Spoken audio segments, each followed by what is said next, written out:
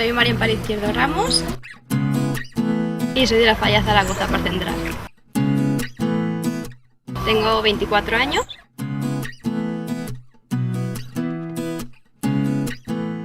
Es una vocación desde pequeña. Yo jugaba con mis hermanas en casa.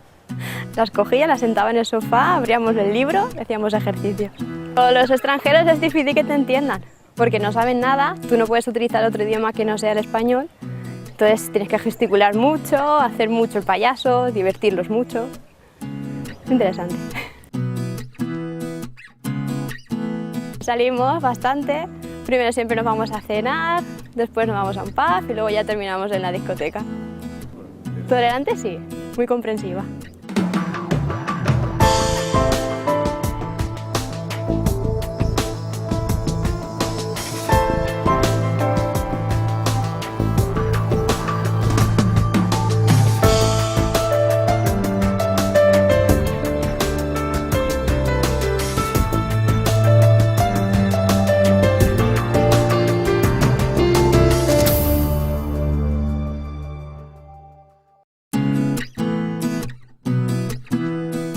Me gusta mucho el ambiente y el carácter festivo que tiene.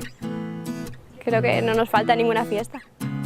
No es una ciudad dormitorio, puedes hacer muchísimas cosas, es encontrarlas.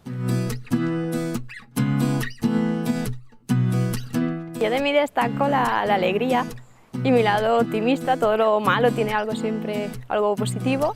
Y lo malo que soy la chica de mañana. Mañana lo hago, a última hora lo hago. Luego vienen las correprisas, pero bueno, siempre sale. Al final siempre.